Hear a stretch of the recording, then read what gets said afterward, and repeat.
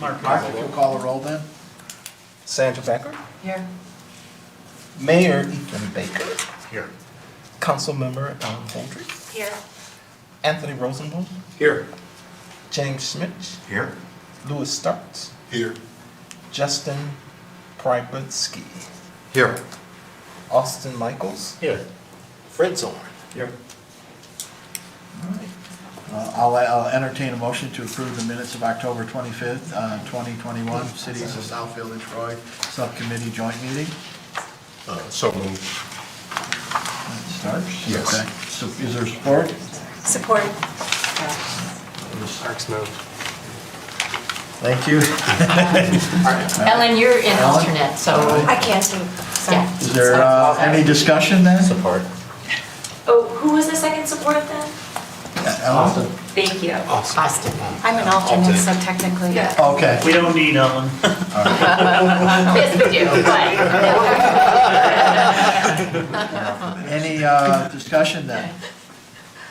All those in favor of approving the minutes as presented? Aye. Aye. Opposed? Motion carries. Old business, any old business? Hearing none, we'll move to new business. First item is appointment of chair, vice chair, secretary, and treasurer. Fred, we get to have some new members, and Yes. I just want to give a quick little historical note. Yes, this is really confusing because Southfield is here, yes. But back in the early 2000s, the city wanted to have Automation Alley located in the city, and at that time, and don't quote me on the exact numbers, the state only enabled 5 smart zones. So the only way to get a smart zone was to develop a joint LDFA with Southfield. And since the first approval in 15-year life, the cities worked together to get a satellite in Port Huron, and we extended the life of the both LDFAs another 15 years. And I think it's good because it kind of refocused both of the groups, because the creation documents or the plan that was created, it's rather confusing. And I think that both us and our relationship with Automation Alley is better and good and keep going. And I know Southfield, you kind of allowed you to refocus and make this more of a priority. And so that's pretty much where we're at. I know it is kind of confusing though. And Mark, if I can Thanks, Mark. just add, in Southfield, and the initial was American Drive, Commerce Park, exit off of 696, developed into a decent Commerce Park. With the expansion though, that gave us the opportunity to add LTU. We wanted a university partner on, and our former mayor, Don Ficassi, always had this little claw that he didn't get the Automation Alley. So that it started this whole conversation about an incubator accelerator. And that's where the accelerator came out of that, and the additional 15 years, partnership, Automation Alley being part of that. We bridged those together and got along, as an administrator, we're always trying to keep our elected officials happy. And you hear their goals, and we were able to work towards that goal. And I think we've produced some really good results, and we'll be sharing those with you shortly. It's one of the few places in Southfield where it's our city center, which is a principal shopping center district, and the joint, or the LDFA come together. And I like it because the synergies that come with the university. Just to be able to play and assist them when they have certain things that can help our community grow. And we're particularly excited some of their recent growth. In particular, we're going to see a new college in the Allied Health Sciences, new physician's assistance program started, nursing, physical therapies happening. We're kicking around a chiropractor school. All of those things are just solid for Southfield and all of South Oakland County. So we're excited about that. Just have a quick note, the whole purpose and reason for the Troy LDFA and Smart Zone is to support Automation Alley. And the way the plan is written, 60% of our tax capture goes for administrative costs. Then the remaining 40% is for administration and then infrastructure improvements such as the building, parking lot, or roads. I guess it could be water lines and things like that if necessary. And Mark recently hosted a group of city managers. It's funny because Southfield and Troy are the two big contributors. We actually need to figure out a way to get the others to pony up, to put it crassly, and, you know, I think that's important that the community. Like Auburn Hills. So it was a good session. I think a lot of people saw the value of the investment there, so. Yeah, and I just want to support Fred on that. I'm old enough to remember the former mayor coming into Oakland County to work with Ken Rogers on the proposal.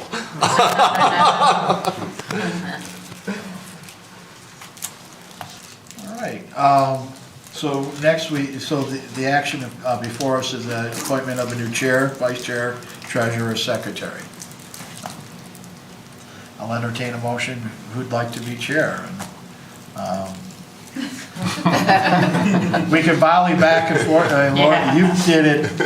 No, well, no, I mean, yeah, I think you're, I'm yeah. just an alternate, Right. fine. yes. So, Can an alternate say, I think Fred's doing a great job so far? I'm happy to stay on for chair for another year, and, So moved. all right, we got a motion then, is there support? Support. All right, any other, hearing no further discussion, all those in favor of appointing Fred Zorn as chair? Aye. All right. Thank you, vice chair?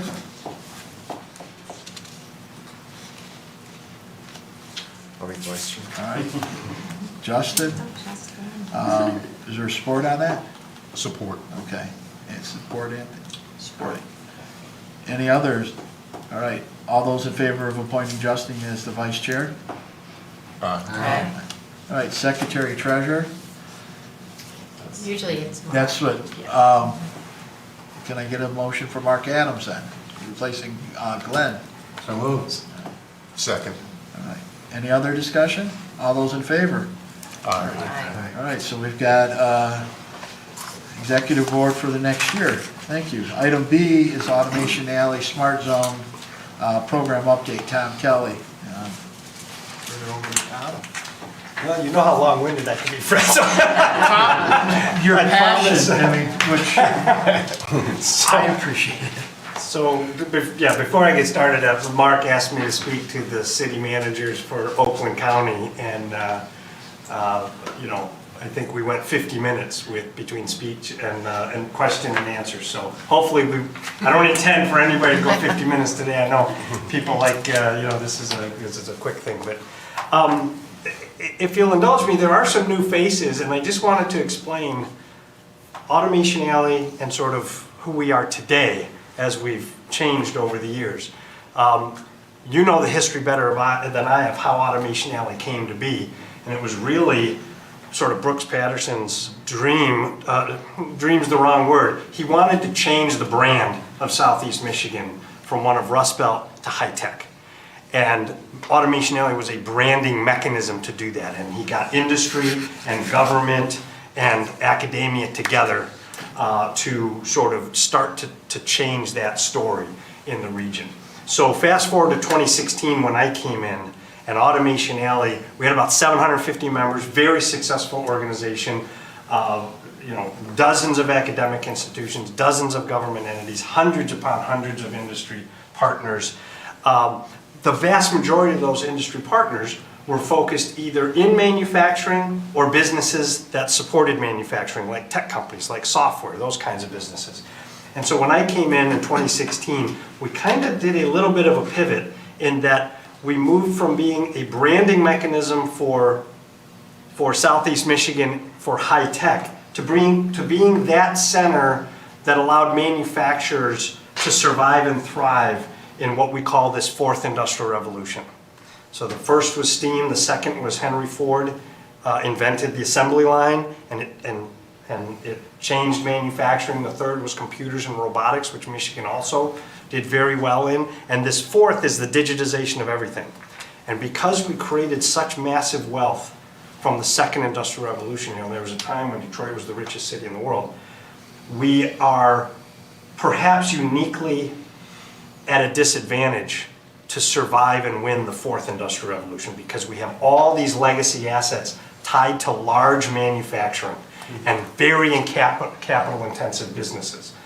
Manufacturing is becoming discrete, it's becoming distributed, it's becoming agile, and it's becoming additive, which is 3D printing. All of these things allow manufacturing to become democratized. On a global stage, that's a good thing for society. You want to see that. That is going to transform wealth all around the world. And the world will become even richer than it is. And the world tends to go up and to the right in terms of wealth creation. It's a bad thing if all of your assets are tied to the way wealth used to be created in manufacturing. So we exist today, from 2016 forward, we put a flag in the ground and said, we're going to be Michigan's Industry 4.0 Knowledge Center. As we did that and we moved along these past couple of years, we said one of the mechanisms for us to validate that we are successful is we need somebody bigger and better looking than us to say we're cool. If we say we're cool, we're not cool. If somebody else says we're cool, we're cool. And we looked around the world, and there's one entity in the world that really commands industry attention. There can be a polarizing organization, but they are actually the one in the world that commands intense global spotlight from both businesses and governments all around the world. And that's the World Economic Forum. And they focus on issues around the industrialization, the digitization of industry. And we said, we want to figure out a way where we can get recognized by them as the Fourth Industrial Revolution Center. Because that's where industry looks. That's where industry convenes, where they talk about ideas and then they spread out again. So last year, actually this year, this June, the governor announced that we entered into a partnership with the World Economic Forum where we are now the U.S. Center for Advanced Manufacturing in partnership with the forum. So this is a very, very big deal for Southfield and for Troy, because in the past, we have been an organization that supports local manufacturing. And that in itself is a worthwhile cause, right? We went from 750 members when I came in, we now have 1,850 members. So that's the kind of success we're having. We're gravitating people to us to pay attention to this change. But we also need the world to pay attention to the good work we're doing with our smalls, because it's in getting the smalls to get business with the bigs, because a small, their customer is either a consumer, which is a very small business, or it's another manufacturer, a bigger manufacturer, a tier 1 or an OEM. Michigan is set up not really to be a manufacturer that makes consumable products. We have a manufacturing base that makes things for other manufacturers. We make machines, we make parts, we make the things that make other things go. And we're really, really good at it. And so we wanted to create a branding mechanism where we could teach our smalls how to transform from being capital intensive to being capital light, from being what they call subtractive manufacturing, where you start with raw materials and you end up taking stuff away to make the finished goods, to being additive and 3D printing. And we wanted them to think digitally and think software first. Because everybody in the world who's in business knows you have to be a software company first that happens to be in something else. Tesla's a software company, happens to be in cars. Jamie Dimon has said JP Morgan Chase is a software company that happens to be in banking. Mary Barra has said, I hope by the time I retire, people view GM as a technology company that happens to make cars. Right? So everybody is doing this. And that includes our entire supply chain has to pivot to that mental philosophy of being a software company that happens to be in manufacturing. That is an extremely challenging culture change, because it's not about technology, it's actually about culture at that point. And so that's what Automation Alley does. That's why we went and got this partnership with the World Economic Forum. And that's why we're doing a third project, which we call Project Diamond, which is we partnered with Oakland County and Macomb County. Oakland was by far the largest, and we distributed 300 printers, 250 to Oakland County and 50 to Macomb County. These are production-capable 3D printers, and we gave them to manufacturers.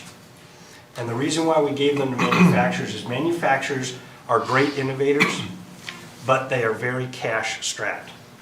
And Oakland County was, we presented this idea to them, and they were very progressive, and I'm very pleased that they were. And they said, we understand what you're trying to do. A lot of programs in the government are set up to help augment some financial strain that happened to that business. And it becomes a financial payment and we get you through. What we said is, what if we gave them a fishing pole and taught them how to fish? That's what we did with additive manufacturing printers. We gave manufacturers printers and then we taught them how to use them.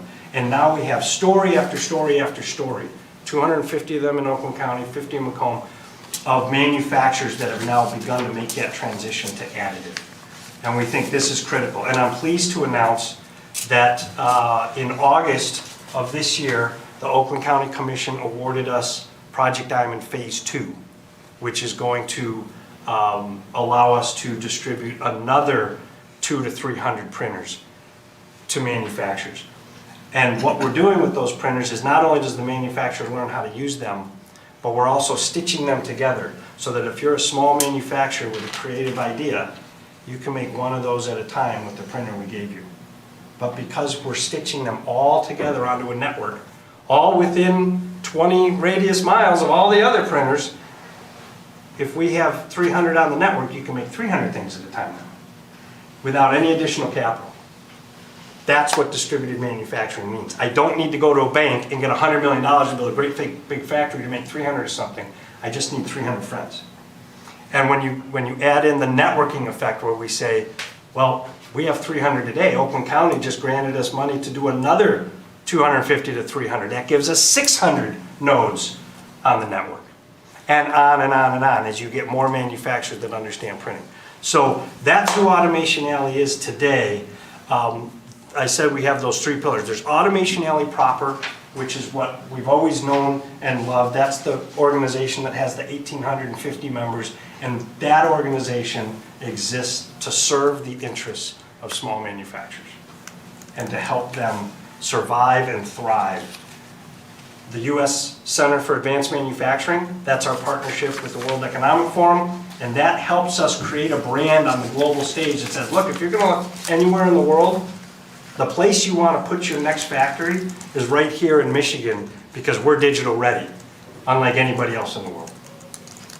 And then lastly, it's the Project Diamond, which is its own separate piece of Automation Alley that exists to become a software backbone for manufacturers that are unable to create that software themselves, and certainly cannot create the network themselves. The only way the network can survive and thrive is because you have a networking effect of everybody at this table coming together to solve problems, and that's what we're doing with Project Diamond. So those are the things we've been working on over the last couple of years. We've been, I think, very successful in the goals that we've had. And I'm delighted to take questions, Hey, but Tom, I could chat. if you don't mind, I'm Shelley Freeman, I'm with the City of Southfield, and we pulled just a short presentation from Centropolis, and maybe you could help kind of just go over this too. So when Automation Alley, Of course. and when the city looked to do our 15-year extension, the city, as Fred mentioned, we wanted an accelerator on our campus at Lawrence Tech. And our relationship with Tom helped us grow that, and he's still an integral part of our organization. And Tom helped us bring our director, Dan Rumdowski, over, and really it was kind of an offshoot of the entrepreneurial program that was at Automation Alley, and it was Absolutely. kind of shifted over to Centropolis. And so Centropolis, their mission is accelerating the growth of Southeast Michigan's advanced manufacturing, innovative hardware entrepreneurs, and small manufacturers, providing access to funding, experts, and key business and product development resources. That was our original mission, and since that point, it's really evolved to be multiple accelerators, the Industry 4.0, the Clean Tech, Climate Tech, and circular economy, the next cycle, and the original product development.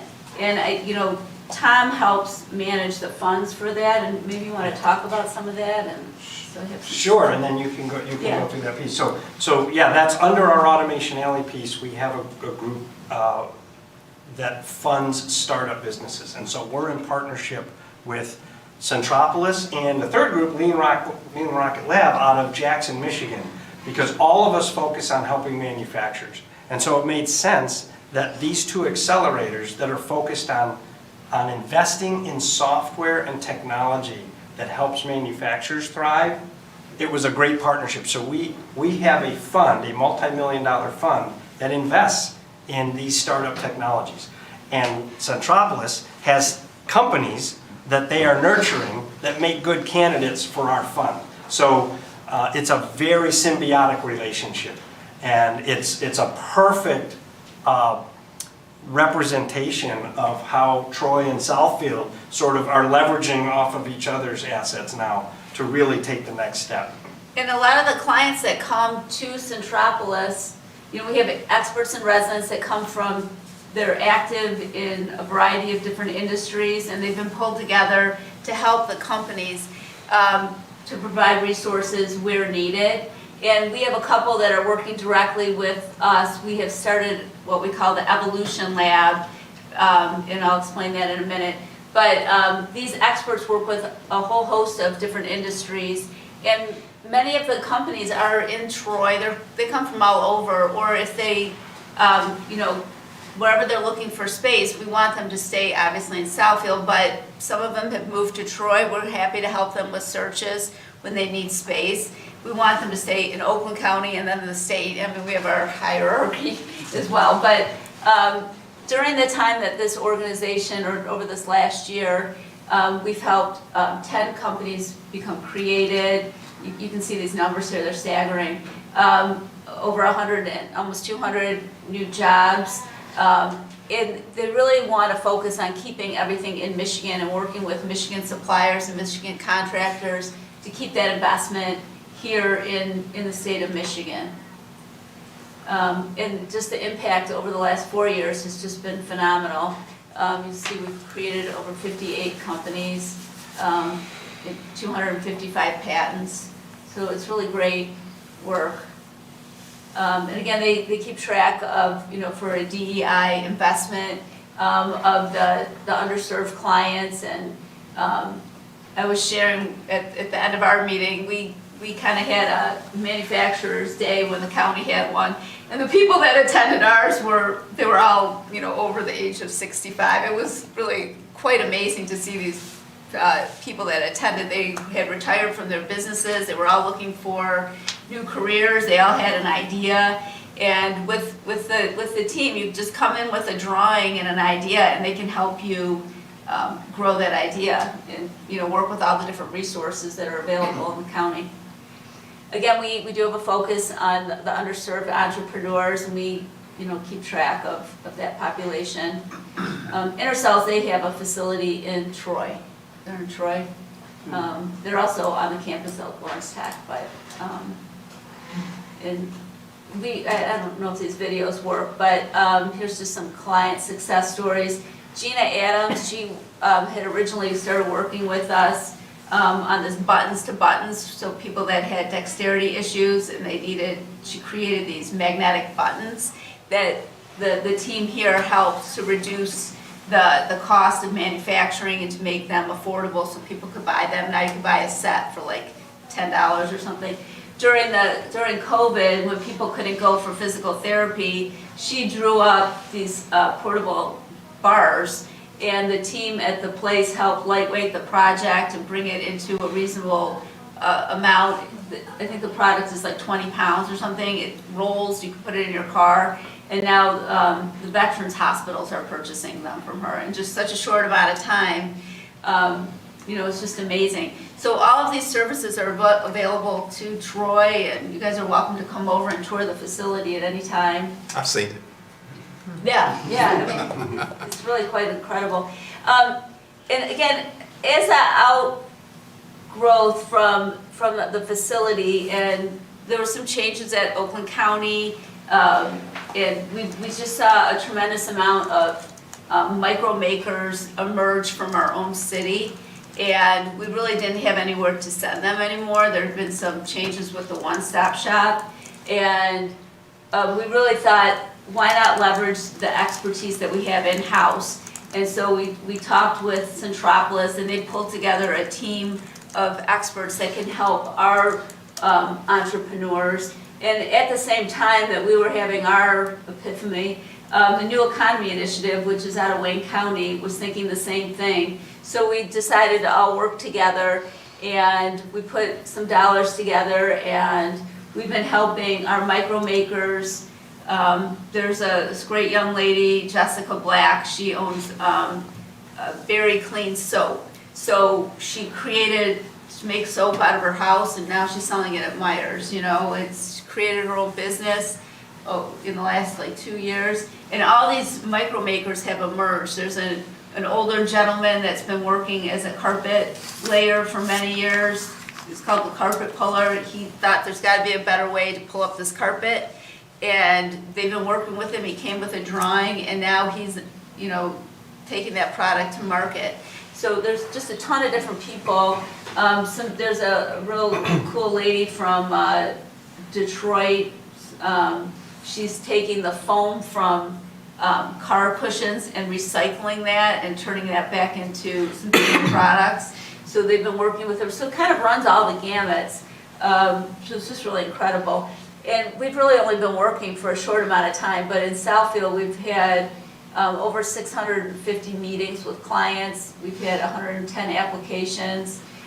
We've dedicated some dollars to help move their projects along, so giving them funding for prototyping and different meetings and stuff like that.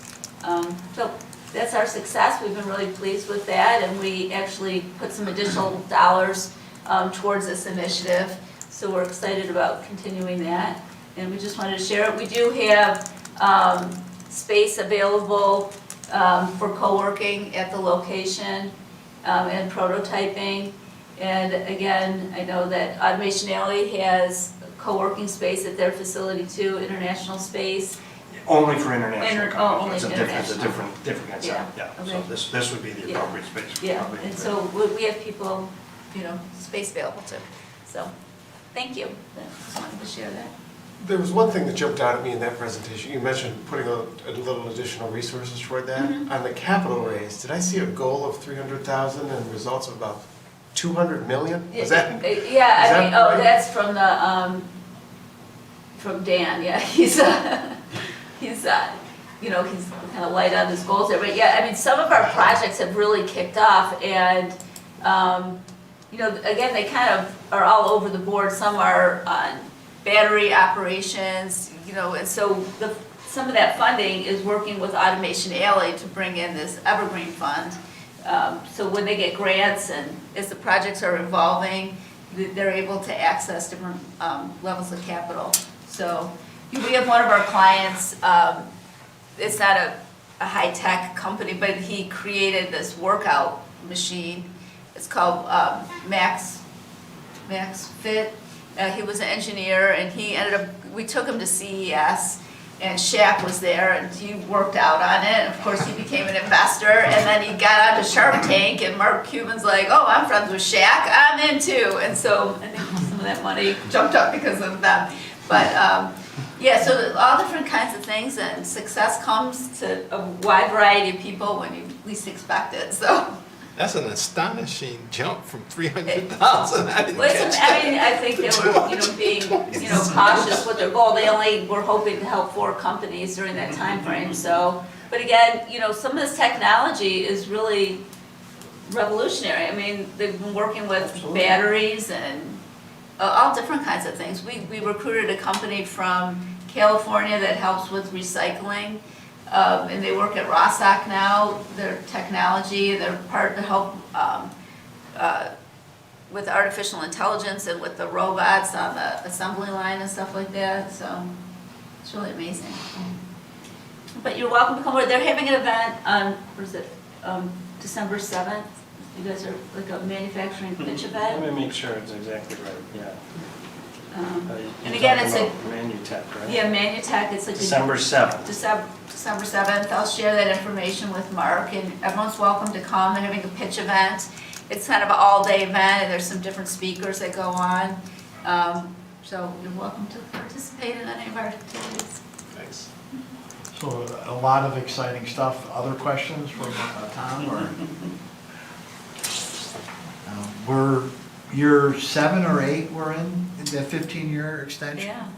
So I know the Goes MEDC's fast. very, Goes fast. I know they're pleased, and hopefully when the time comes, there'll be another extension. And I would they're hope putting so. funding and Automation Alley, Centropolis, and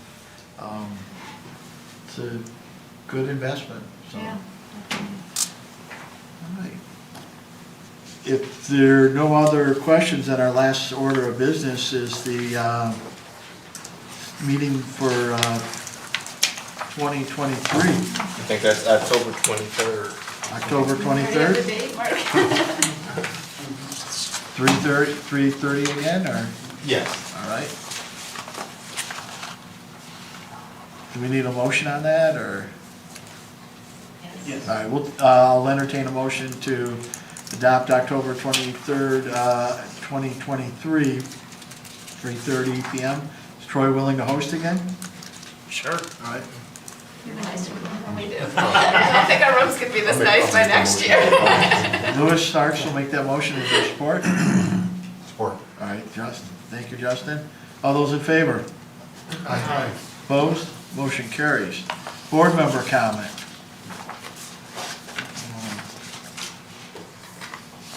I'm only an alternate. An alternate You speak, I'm old enough to remember when Ken Rogers came into a then company called Delphi to talk to J.T. Badenberg about this idea he had. And I'm also old enough to remember when we were working this new partnership.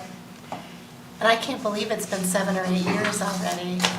I just, bottom line, cut to the take, it's amazing when people collaborate Yep. from multiple disciplines, government, business, education, and focus and just keep on keeping on what can happen. And that vision back then,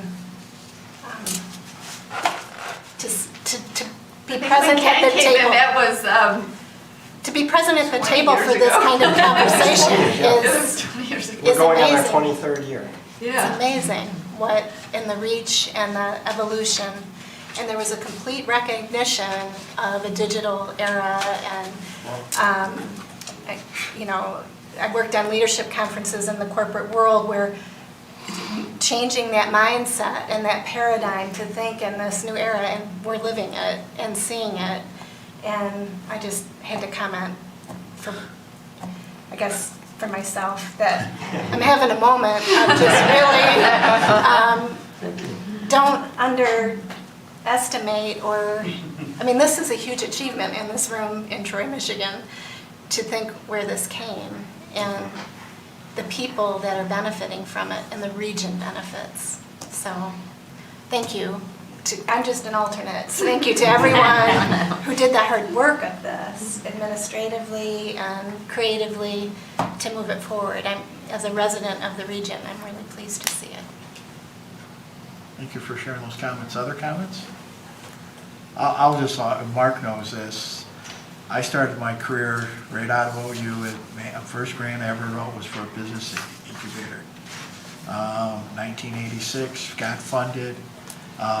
It was a collaborative effort. We had a community growth network, seen a lot of things happen. And God, Mark, I think I met you back '88. And it's funny how these things come full circle. And but good people coming together, working for the right causes, things can happen. The power of collaboration. Yeah.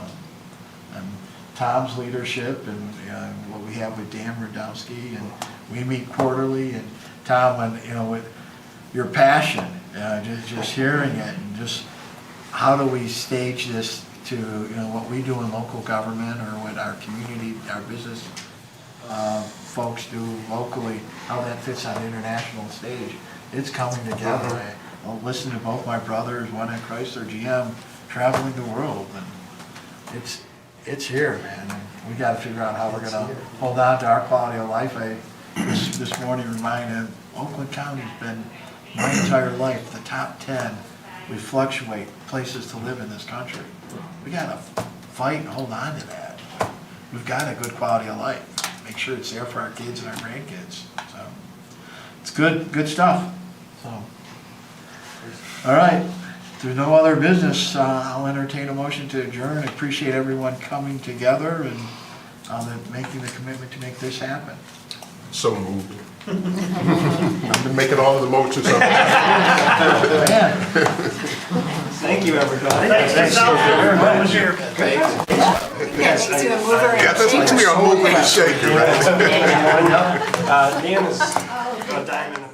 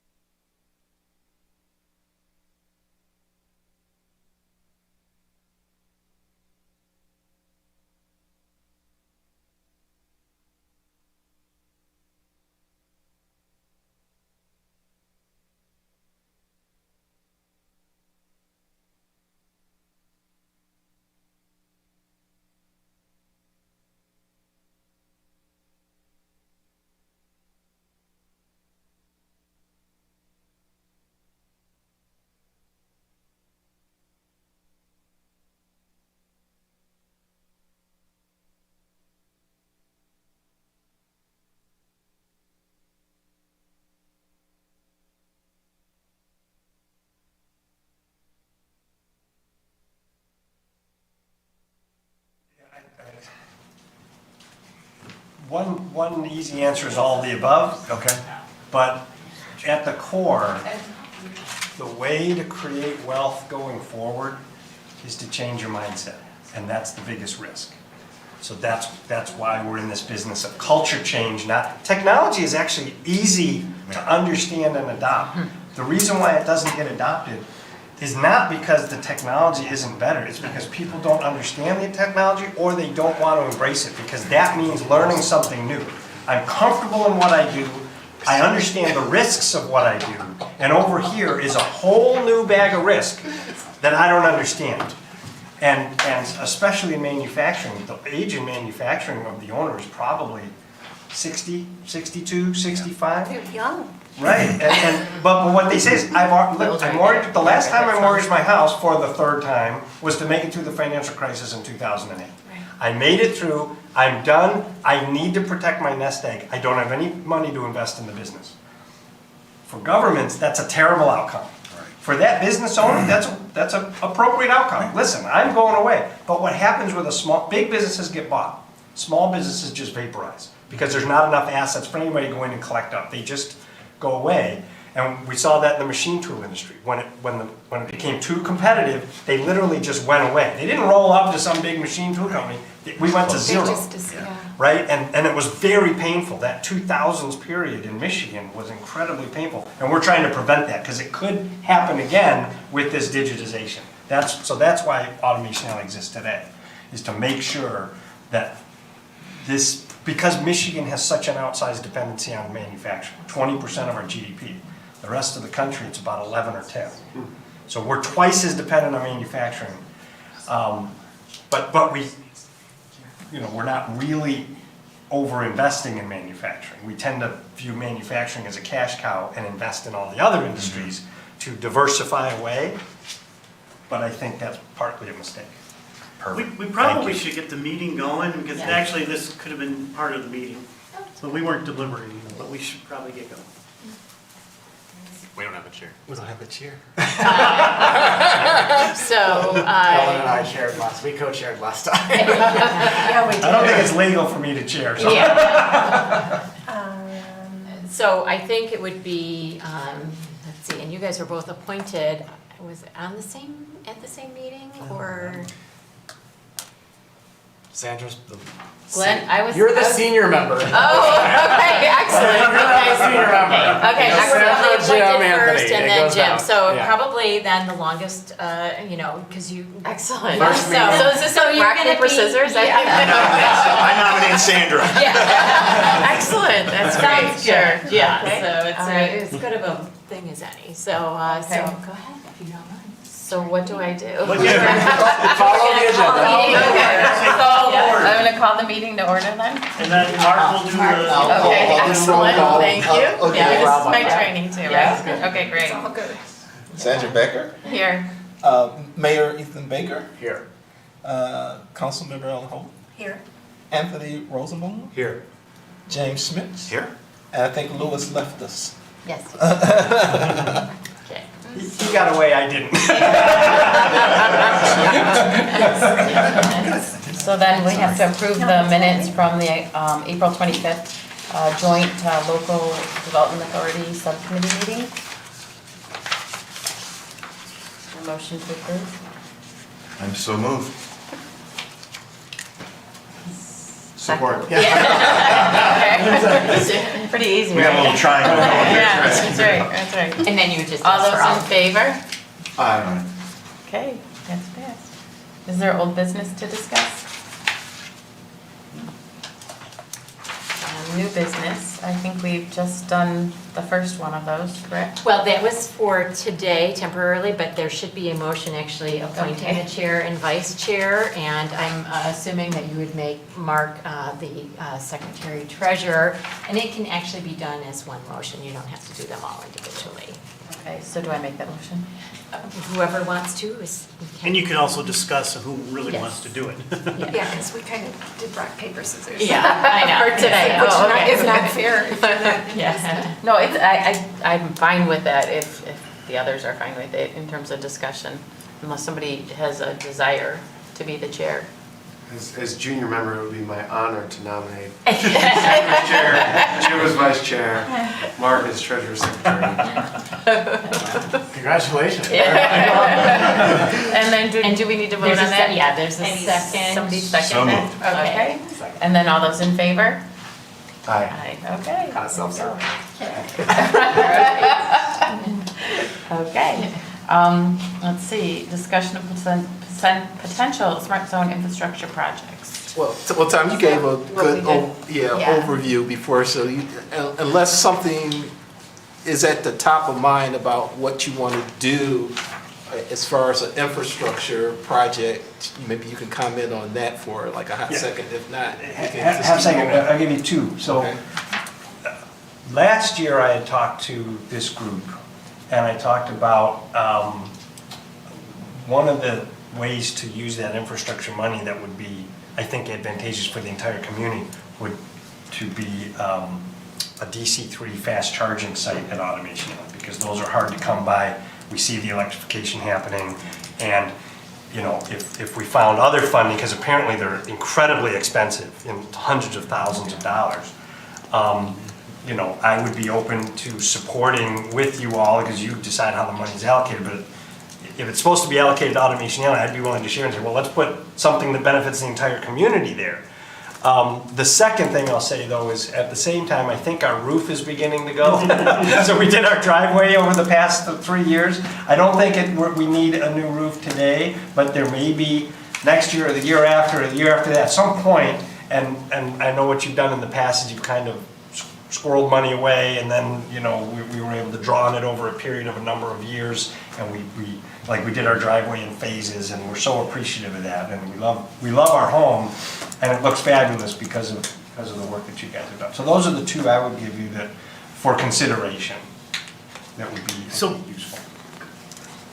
Off the top of my head, the amount of dollars available each year is approximately, I'm gonna guess 60,000 about. So, you know, it's a lot of money, but it's really not that much money. So we could do as Tom said, you know, allocate that amount over a couple of years. And, you know, we did that, and you fronted the project a little bit. Right. Then you did the parking lot, and then kind of got reimbursed for it. So we could do that way. But my question would be, which is a great suggestion for Mark, is that I know Oakland County has a ton of money sitting up there, and Sean Carlson does. And I know that they're looking at funding charging stations. I know that for a fact. So maybe it's a way to leverage what we have for what they're looking to do and getting something done right away. And I know you got a good relationship with Sean. I would love that. Do you want me to bring it up with Sean? Do I have? Bring it up to him. Well, no, it's up to the. Agreeable to community, the, I mean, I wouldn't have the authority to do that unless you guys decided it was okay to do that. But that is one option. I'm just an alternate. As the mayor, I've said a lot. I've talked to Sean, I've talked to Dave, I've talked to a lot of other people about, I think Troy's a great place to have more electric EV charging stations because of where we are, right? Yeah. Nobody ever moves on it. So if Tom Kelly can get them to move as an alternate, I recommend you guys give consensus to have that conversation, right? From my standpoint, I'm good with that. Just so that everyone knows the process is in April, we bring the budget forward and we would budget the money and identify, you know, what the project will be. And I know they always like to hear, well, you know, Troy, Amish and Alley is contributing X amount of dollars, so, you know, we have some funds going in also with what they're looking to do. So I think that would be a good point for the county executive, Coulter and Sean. And, you know, when I see them, I'll bring it up. Okay, to please. them also. But it definitely should come from you first, Okay. with the support of this committee. And really quick, the other thing about a budget, when we pass the budget, it's 3-year budget. So we could identify, you know, we're just using a number here, don't quote me, 60,000, 60,000, well, it usually goes up a little bit, 63, 65, over a 3-year period. And that way, for a planning standpoint, we have budgeted that money and continue forward. It almost gives us half a charger. Well, maybe Oakland County will come to the table. Of budgeting numbers for projects. No, you won't get in the weeds of budgeting it. We have a finance department. Okay, that's Kelly, fine. why don't you introduce yourself? Kelly Tim is our city assessor. So this authority runs on what's called tax increment financing. And there are, I believe, 3 taxing jurisdictions in which the LDFA, Local Development Finance Authority, captures. And then Kelly kind of does the computations and works with the Right. county to get that tax increments in the fund. And then she kind of hands it off to the finance team, who tells us, you know, how much money we can budget.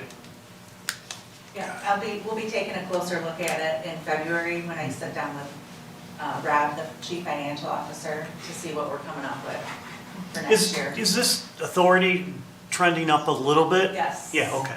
Yeah, Yeah. so you're getting a little bit more money. Yeah. This, Kelly's making sure everything trends. yeah. This LDFA really got hit hard by the Great Recession. It was bringing in about $60,000, $70,000 a year, and it dropped down to about $180,000 of capture. And there were some other things, what the state did with personal property had something to do with it, but we're getting stronger reimbursements for the state for that now, because computers are now exempt personal property, you don't get taxed on. Where we used to actually, it was personal property valuations, which the millage rates got applied to that. And I don't know if you want to make, if you met just about everybody here. She's Yeah, I a think big so. help, I a big am part the of it. assistant to the city manager here and am taking the minutes for these meetings, so. And will you then distribute them to us all? Yeah, the minutes will come at the next agenda, similar to this one, so Thank you. you'll get a copy of those prior to the meeting to review, and then we'll vote on them at the meeting. Thank you. 6 months. And I just know those fast charging stations are really big, because I know just before I got over here, we worked with Borg Warner, and they got an EDA grant, and Barton Mellow's fleet over in Oak Park is using a fast charging station from that grant. So, I think the way you could leverage our dollars here, I think hopefully it'll make them think that, hey, it is an opportunity to put something over on Mission Island. And we have the 483 phase, not to get electrical on you, but it's all ready to go. That industrial park is set up. Do these charging stations provide any revenue back to you, or are they free for whoever plugs in, or is there a credit card? Yes, they're a profit center, because the electricity Credit that card. goes out versus what comes back. So as a nonprofit, it does a service to the community, because, like having it at Meyer, but it also, over time, in other words, over time, it could be we have one now. We have a level 2, they call it, which, you plug it in and all day it charges, and we have that. And, we're making, I want to say, on the order of maybe $140 to $150 a month. So, we're not retiring on our budget $6 million a year. So, when I say it's a profit center, it's not like we're going to have a burden to have it there, but I'm not exactly sure it's going to be But there's a cost to use it.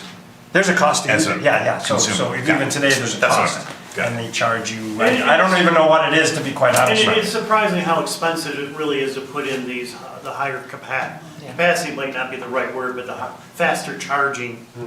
Yeah, it was really outrageous. We look- But apparently, that's what we need to do in our communities, because as we electrify, where can you park all day? Yes, it's fun to go to the mall, but you can't park all day at a mall, especially if you're traveling somewhere, across town. So you need these fast chargers that in 20 minutes you're ready to go. And I just thought, it made sense. We're a high-tech organization. We're in a park that can accommodate that 480 volt. All the things kind of lined up. We're a nonprofit, so it's not like there's some competing motive in the community. Like, I can't give it to somebody that can do something with it. So it just kind of made sense. That's why I bring it up. It doesn't move our needle, other than it's a good community service. In other words, it would sit in our lot and we would have strangers in our lot all day long charging. But it's not, we don't mind doing that, because it's on the side of Troy that has the least assets when it comes to that. Like, you got Somerset, you got Meyer, you got, everybody's but over on our side, there really isn't a whole lot of charging capability. I was gonna say, Political benefit. wearing the east side, south side hat, even a little bit, we try to, because we do hear from that side of town that they're like the orphans of the city sometimes, so. Yeah, so if we can be, If you're cutting edge technology, you should have at least one to show off, Yeah. if not 10. yeah, I'll take 10.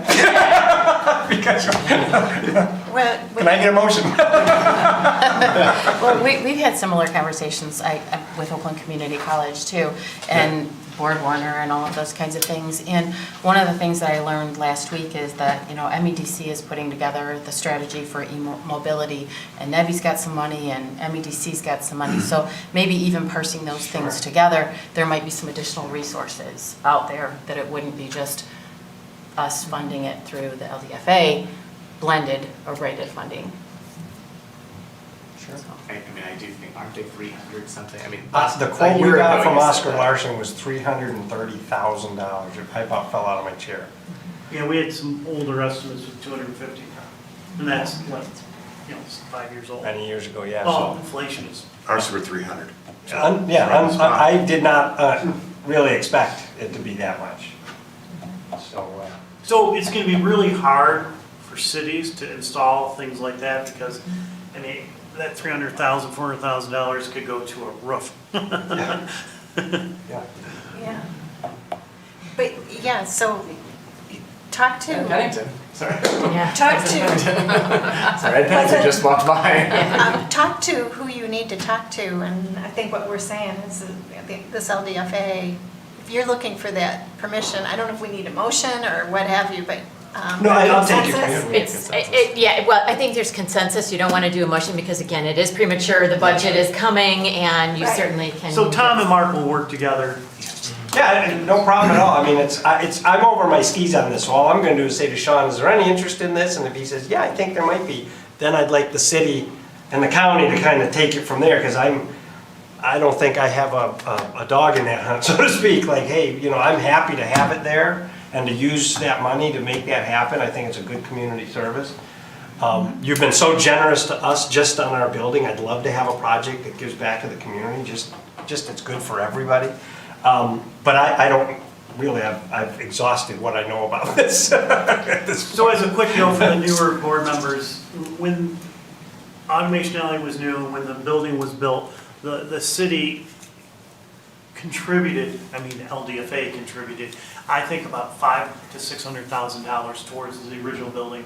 And then let's just say about 2005 or 6, we used fund balance to help Automation Alley refinance the building.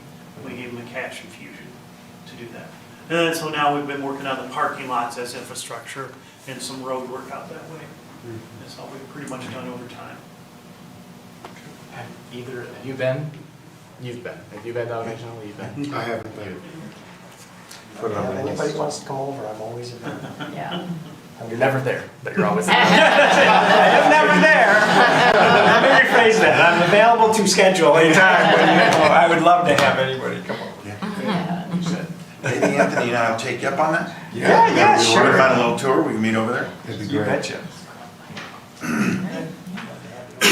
And then I guess the next thing on the agenda is the 2023 meeting schedule. And that's on April 24th of 2023. And also the October one, because there will be a Troy subcommittee meeting as well. Oh, yeah, that's enough. Well, Right. but I had just mentioned before, I think I said October 23rd. Yeah, the 23rd at 3:30. So those are the 2 days. Okay. So we have 2 meetings. Yes, we meet jointly, we meet separately in April, just to Troy. And then again in October, we're gonna repeat what we just did today. Okay. And there may be special meetings if there are, that may be, and we'll talk about that when we do your training. Great, great. It's been typically just twice a year. Okay. Yeah, Yeah. 2 meetings. So was there a motion to approve the April and the October dates? Motion to approve. Seconded. All right, all those in favor? Aye. Okay. Are there any board member comments? I'll say something. I'm not used to not speaking during a meeting. It's been brutal. It's been very painful for me.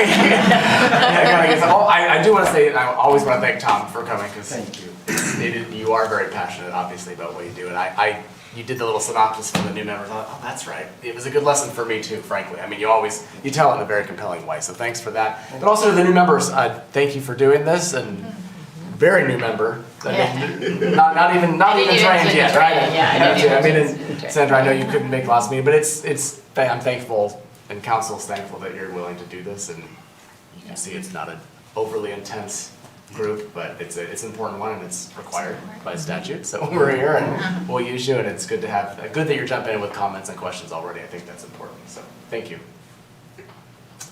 Thanks for having us. I'm open for any other ideas, since I'm only working part-time now. All right, is there any public comment? Okay. Nope. Nobody's here. Then the motion to adjourn? Thank you, everybody. Seconded. Meeting adjourned. Nice job.